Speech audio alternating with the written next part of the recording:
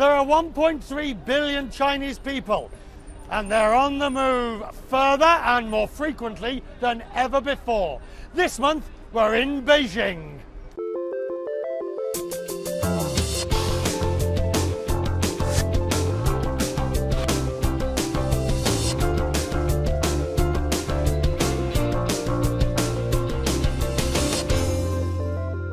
Hello and welcome to CNN Business Traveller. I'm Richard Quest, this month reporting from the Chinese capital, Beijing. The world's airlines are fighting for the skies overhead.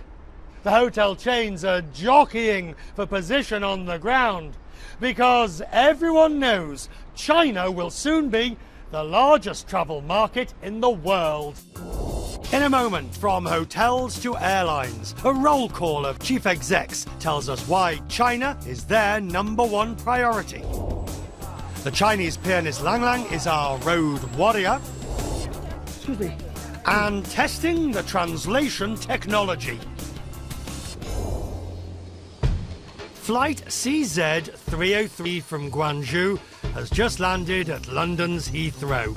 It's the first ever direct link from China's industrial powerhouse to the British capital. Welcome to London, sirs.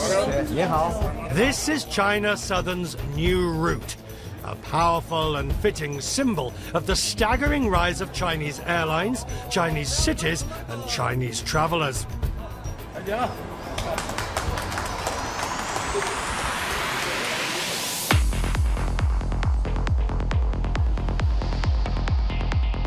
China's enormous population is getting richer and more mobile, with GDP growing at 8% a year. And with the growing middle class comes a new generation of travellers. The number of Chinese travelling outside the country has risen to 65 million a year. The pattern repeats with inbound visitors. By 2030, the number of travellers to, from and through China will reach 1.5 billion. First in line to reap the rewards are China's big three airlines. Already, they make up 75% of the huge local market, and they have big plans for international expansion. We won't let go of either market. On the one hand, we want to consolidate our domestic market. On the other hand, we are avidly developing our international business.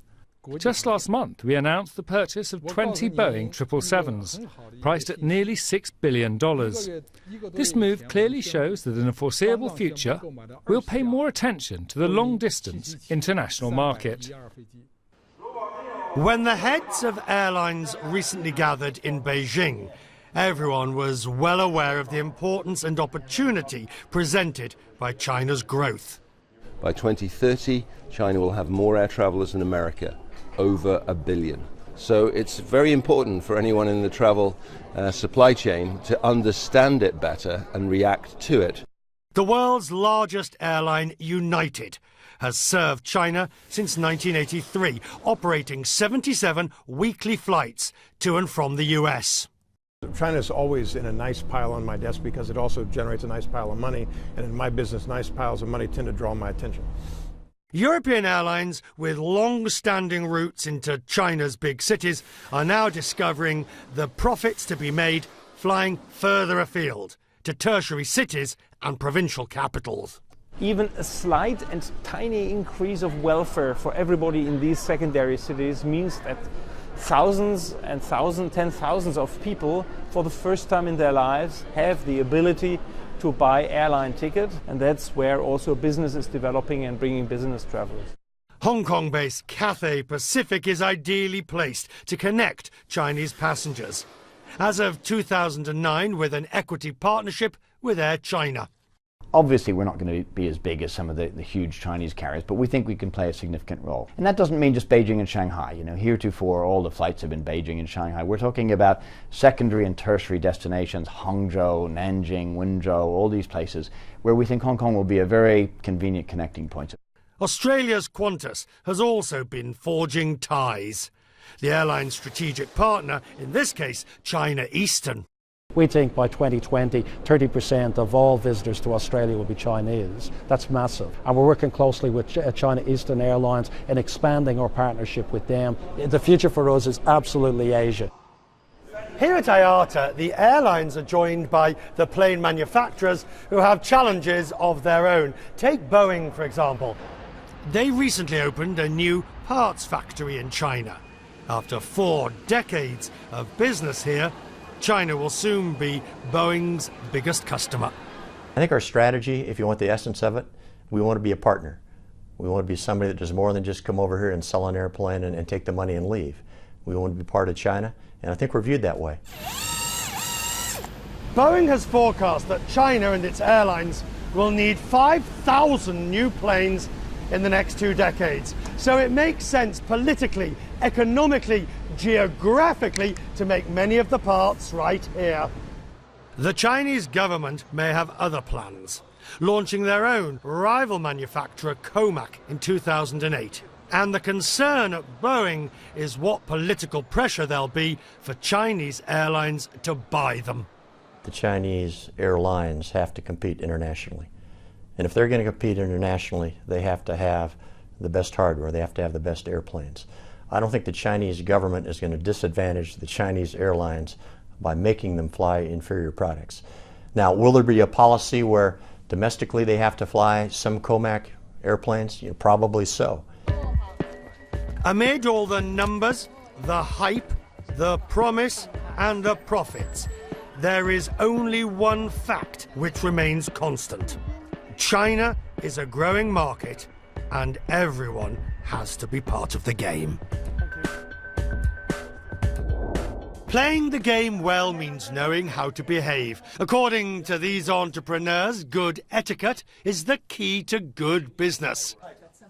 The author Eden Collingsworth is selling tips on the Western way to the Chinese, while Chin Lee is taking the Eastern way and teaching it to the West.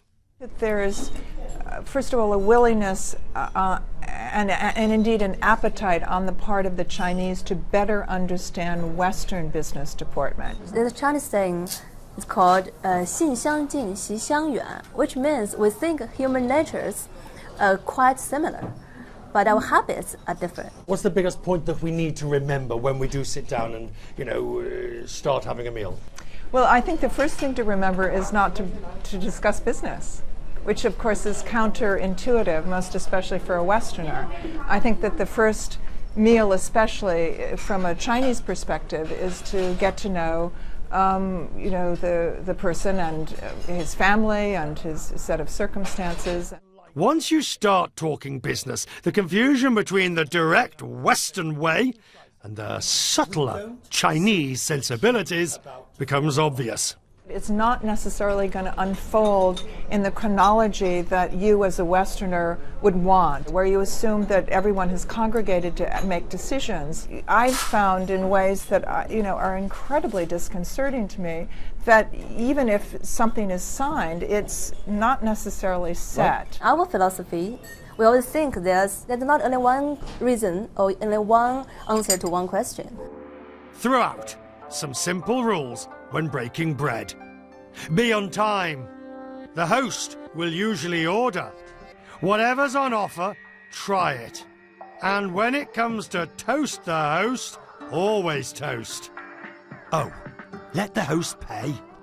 There are not much rules, actually. Oh, there are. Yeah, there are not much. There are. Yeah. There are. That's the problem. There are rules. I think there are. All the rules are very subtle. In China, that's the thing, that's very subtle. We don't really give you you must do this or must not do that. It depends. It's like any foreign land. If you're willing, acts of grace and kindness are recognized. When we come back, it's a staggering tale of growth. The Chinese hotelier opening a new hotel every 2 days.